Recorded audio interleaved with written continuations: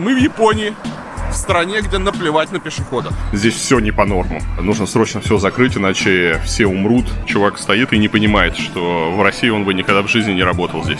Пешеходам фонари не нужны, по мнению японцев. Насмотрятся на Японию и требуют порядка потом.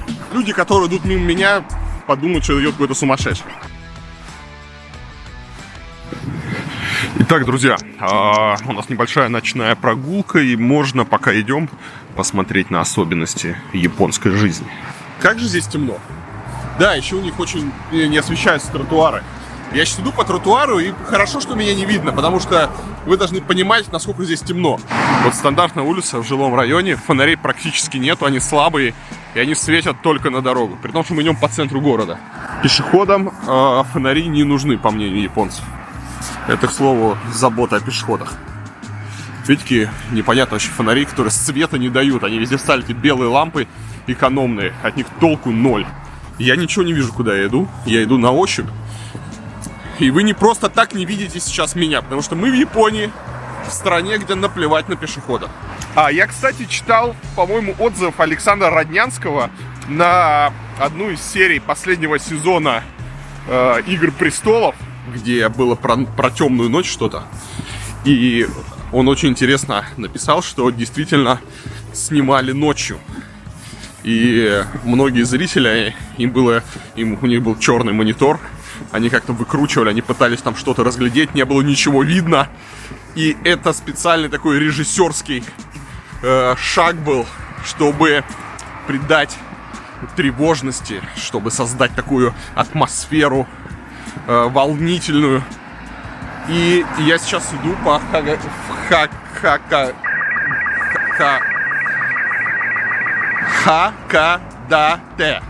Я иду по Хакодате. И здесь очень темно. Надо взять вина. Кстати, что интересно, вино продается в алюминиевой бутылочке. То есть такая алюминиевая бутылочка красного вина. Вот посмотрите, это красивая река. Красивая река. Ну, по крайней мере, по карте есть река, я не вижу, что там происходит. Это несколько жилых домов, в которых маленькие лампочки. И очень хорошо видны фары машин. Да, фары машин здесь хорошо видны. Больше света никого нет. То есть, когда проезжают машины, еще что-то видно. Если машины не освещают дорогу, не видно ничего, потому что фонарей здесь мало, вывесок мало. И очень грустно.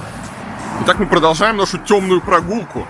Я надеюсь, вы оцените, что я как режиссер замечательной серии про ночь в «Игре престолов», я тоже снимаю это настоящей ночью, когда ничего не видно. Поставьте лайк, друзья, оцените мою режиссерскую находку. Друзья, я совершенно случайно попал на совершенно замечательный какой-то фудкорт, ресторанный, я не знаю, райончик. Это как оазис среди этих темных улиц. Просто кайф. Малюсенькие заведения, не всем хватает места внутри, поэтому они едят свои огромные супы на улице за стоечками. Там внутри у каждого такая вот маленькая стойка на несколько столиков, и люди там едят. Тут просто невероятная атмосфера. Видите, такие вот малюсенькие барчики, да, вот. Там что-то жарится, парится. И это такой кайф, слушай, что здесь вот так круто. И что самое обидное, конечно, у нас такого никогда не будет. Потому что если бы у нас появилось бы какое-то такое место, его бы сразу закрыли, пришла бы санэпидемстанция, пришли бы пожарники, пришли бы другие надзорные органы, которые объяснили бы этим людям, что здесь все не по нормам. Здесь нужно срочно все закрыть, иначе все умрут, сгорят, отравятся. И, конечно, вот так вот работать нельзя. Продают алкоголь. Это вообще ужас. И еще у них наверняка там нету 3 туалетов и нету пожарного выхода. Как они могут работать? И еще дверь, наверное, открывается не по противопожарным нормам. Вот только за эту дверь нужно было закрыть вот это заведение. Чувак стоит и не понимает, что в России он бы никогда в жизни не работал здесь. Такой вот ресторанная удочка. Совершенно случайно. Вот среди вот этого всего темного, мертвого царства вдруг настоящий оазис. Видите, там место совсем ничего. Вот на несколько стульчиков. То есть просто тут вот барчик с какими-то вот, и все. И вот такие, вот, видите, там кухоньки какие-то. Да, конечно, вот если бы сюда Лена Летучая бы залетела, здесь пришлось бы все закрыть. В такие моменты, конечно, смотришь с завистью на Японию. И это большая проблема, кстати, в России относительно наших норм и правил, которые сделаны не для того, чтобы было как-то безопасно и комфортно людям. Они сделаны для того, чтобы любого предпринимателя можно было прийти и нагнуть, стрясти с него какие-то штрафы, получить с него взятки. То есть большинство норм, они нужны именно для этого. То есть они для начала принимают нормы, которые невозможно никак исполнять, или какие-то просто идиотские нормы. А потом приходят, да, и начинают заниматься поборами. К примеру, ну, я вам просто приведу пример, да. Один мой знакомый открыл кафе. И к нему пришли, как вы знаете, у нас нельзя курить. Нельзя курить у нас в кафе, никто не против. Но помимо того, что нельзя курить, нужно повесить знак, что нельзя курить. Так вот, поскольку мой знакомый заказал интересный дизайн интерьера, он повесил такой красивый знак «Нельзя курить». Он сам сделал дизайн этого знака или где-то купил. В общем, знак был симпатичный, и он как-то вписывался в дизайн всего интерьера заведения. Так вот, его оштрафовали, потому что знак был не по нормам. Оказывается, знак должен висеть по ГОСТу. Есть специальная норма на этот знак, он должен быть такой типичный, отвратительный. Вот. И он обязательно должен висеть у вас на двери. Если знака нет, вас могут оштрафовать. Это просто один маленький пример. Да, таких правил десятки. Я сейчас сам занимаюсь ресторанным бизнесом. Кстати, кто живет в Москве, практически весь центр покрыт уже нашей доставкой. Варламов есть, ищите в Яндекс.Еде. Так вот, я сейчас сам занимаюсь ресторанным бизнесом, мы открываем кухни, и я вижу просто какое безумное количество этих норм, которые невозможно исправить. И я смотрю, как работает вообще ресторанный бизнес в Москве, и это кошмар. И это же вопрос не только ресторанного бизнеса, это вопрос того же самого строительства. Да? Вот мы много с вами говорим, а почему наши города выглядят так, да? Почему у нас районы такие, какие мы их строим. А вы посмотрите на нормы. Многие нормы, они еще действуют со времен Советского Союза. Они устарели. Они не имеют никакого отношения к сегодняшней жизни. Но, тем не менее, их заставляют исполнять. И поскольку обыватель в этих нормах часто ничего не понимает, никто не протестует, всем все равно, да. Ну, кто из вас задумывается о том, какие должны быть пожарные проезды? Или, например, что вокруг детского садика должна быть зона отчуждения, что там нельзя парковать машины, нельзя вплотную к забору делать какие-то проезды. Почему? Да потому что эти нормы были придуманы в 60-х годах, когда машины были действительно вредны для детей, когда там выхлопные газы, какой-нибудь там грузовик проедет, да, и все дети задохнутся. Сегодня выхлопов таких уже нету, да, и сегодня нет никакой необходимости такие строгие нормы делать. Но они до сих пор сохранились, это нормы с 60-х годов. Кстати, обратите внимание, что когда начали говорить про детский сад и про дурацкие нормы, тут такой милейший памятник такой вот девочки с шарфиком стоит. К сожалению, все на японском, я не знаю, что это за девочка и чему этот памятник посвящен, но она безумно милая. Вот, это просто несколько примеров, и, в принципе, в любой отрасли кучу какого-то ненужного регулирования. После каждой у нас, вы сами знаете, после каждой там трагедии, беды, вместо того, чтобы разобраться в реальных причинах этой трагедии, у нас начинает все запрещать. Тот же самый пример с театром безопасности, да? Когда после очередного теракта у нас на всех транспортных узлах велели устраивать тотальный досмотр. В итоге против терроризма это никак не помогает. Можно вспомнить теракт в Волгограде, который произошел прямо на рамках. Зато куча пассажиров испытывают неудобства. Поездки на поездах, на самолетах стали менее комфортные. Люди теряют кучу времени. А самое главное, на пустой популизм тратится кучу ресурсов и денег. И такая ситуация происходит в каждой области. Поэтому такой красоты, как в Японии, таких милых ресторанных двориков, таких фудкортов в России, к сожалению, никогда не будет. Друзья, извините, я бы очень хотел, но не получится. Кстати, что интересно, в большинстве японских отелей, когда вы будете бронировать, если вы бронируете двухместный номер, то будьте готовы, что он будет супер маленький. Если вы привыкли отдыхать в Турции, то наверняка привыкли, что даже если вы живете один, вам дается какой-нибудь большой номер, в котором будет огромная кровать, много места, и все будет хорошо. В Японии дела обстоят иначе. Если вы бронируете одноместный номер, то если это недорогой отель, то, скорее всего, это будет какой-нибудь комнатка 10 квадратных метров, где односпальная кровать будет приставлена к стеночке, как в советском санатории, где будет супер тесно. Но есть еще и другой прикол. Будьте осторожны, когда вы поехали с другом или с подругой и бронируете двухместный номер с двухместной кроватью, думая, что это будет большая кровать. Так вот, очень часто вам может попасться кровать, тоже практически односпальная, шириной, я не знаю, 1,20 м, такая маленькая-маленькая, где спать можно только обнявшись друг с другом. Поэтому, если вы бронируете самый дешевый номер в японском отеле на двоих, будьте готовы, что вам придется обнимать вашего спутника. Что можно сказать про этот город?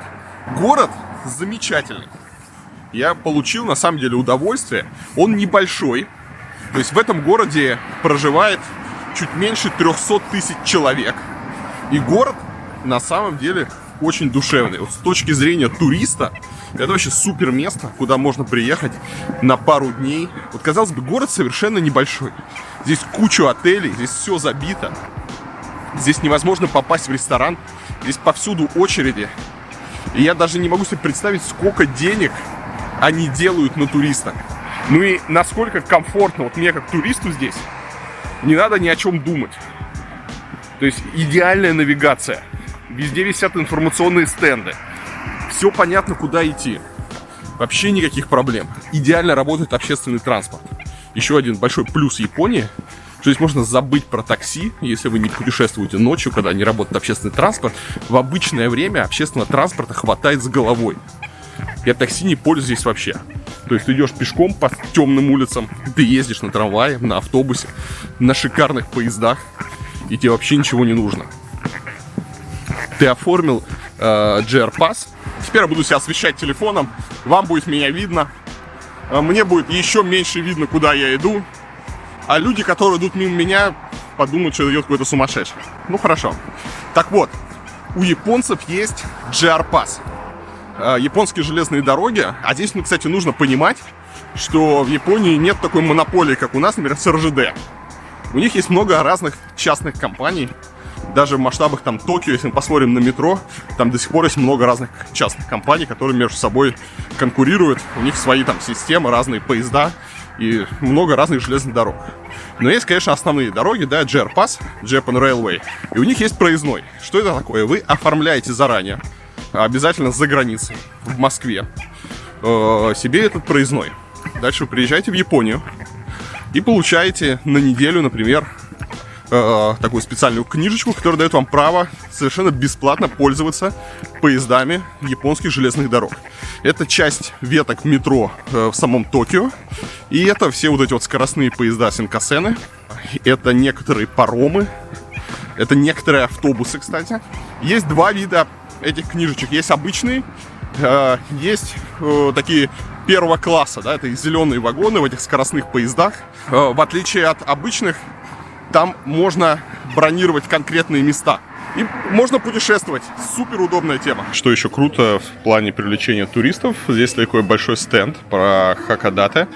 И здесь можно изучить разную информацию. Проблема в том, что, смотрите, когда мы нажимаем язык и выбираем английский язык из всего многообразия языков, которые здесь есть, то вуаля, ничего не меняется. Меняется только, ну да, окей, sightseeing. Но если мы хотим, да, посмотреть какие-то достопримечательности, то все на японском. То есть перевода нету, друзья, перевода нету. Окей, но все равно очень крутая тема, то, что есть такой большой экран.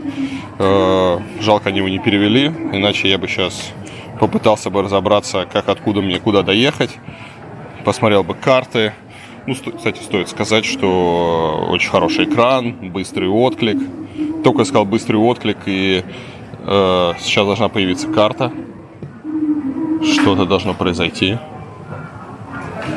Ну, давай, мой хороший Шопс. Хоть что-нибудь, родите. Все, ничего не работает. В общем, идея хорошая, реализацию вы видите. Реализация у нас вот так вот, ничего не работает. Но это ладно, потому что здесь есть старая бумажная карта, по которой все понятно. Все понятно, здесь понятно, где мы находимся. Мы находимся вот здесь. Здесь видны все схемы движения, трамваи, что угодно. Самое главное, здесь есть вот эти милейшие обезьянки. Я уверен, вы много раз видели этих чудесных обезьянок. И эти чудесные обезьянки находятся как раз здесь, в Хакодате. В Хакодате. Сколько раз сказал уже это неправильно? Я на самом деле пришел на станцию, чтобы купить билеты, и с удивлением обнаружил, что она работает, билетная касса у нас, до 8 вечера. То есть после 8 вечера идите, дорогие друзья, куда-то, вот здесь написано, с 8 до 10 идите куда-то, а куда непонятно, потому что написано только по-японски. Видимо, здесь туристам понимать уже не нужно. Окей. И японцы, кстати, еще не научились переводить все окончательно. У них есть такие стенды, они стоят по всему городу. Это самые главные достопримечательности. Они рейтингуются вот 3 звездами. Есть 1-звездочные, 2- и 3-звездочные. Сразу, видите, приехав на вокзал, мы сразу видим, что нужно посетить в городе, и это очень круто. Смотрите, мы выходим с вами с вокзала, видим здесь какую-то скульптуру, очень странную, ну ладно. Но самое главное, то, что здесь сразу же стояночка такси. То есть нет никаких торгашей, нет никаких бомжей, никто не валяется, нет никакого мусора. Идеальная чистота, идеальный порядок. И стояночка такси. Никто тебя не хватает за руку, никто тебя не напрягает.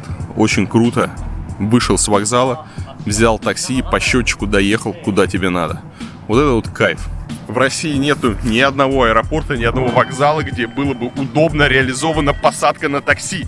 Назовите мне хоть один аэропорт, где нет бомбил, где нету жуликов. Почему нельзя в России сделать хоть один нормальный транспортный узел, чтобы было удобно людям? Это еще одна загадка. Насмотрится на Японию и требует порядка потом.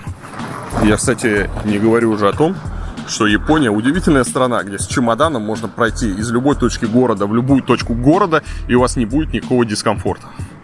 Потому что везде абсолютно 100% безбарьерная среда. Когда мы наведем порядок с таксистами на транспортных узлах, мы займемся безбарьерной средой. И вот тогда заживем. Все, я наконец-таки дошел до отеля. И теперь пора готовить посты. Потому что помимо YouTube-канала, у меня еще есть потрясающий блог на varlamov.ru, где каждый день я пишу по 3 поста. Не забывайте читать, друзья. Кстати, еще напоминаю, что будет круто, если вы подпишетесь на Инстаграм. В Инстаграме легко найти, вбиваете Varlamov, я там один. Потому что в Инстаграме я буквально в прямом эфире выкладываю, где я нахожусь. И я иногда спрашиваю какие-то советы, рассказываю о том, где проходит встреча с подписчиками. В общем, у нас своя атмосфера в Инстаграме, так что подписывайтесь. На этом эта серия заканчивается. Ваша задача прямо сейчас поставить лайк этому видео, подписаться на канал, если вы до сих пор этого не сделали, и оставить какой-нибудь комментарий. Во-первых, я читаю все комментарии, а во-вторых, ваши комментарии позволяют выйти видео в тренды, и как можно больше людей его увидит. Всем пока, завтра будет новый ролик.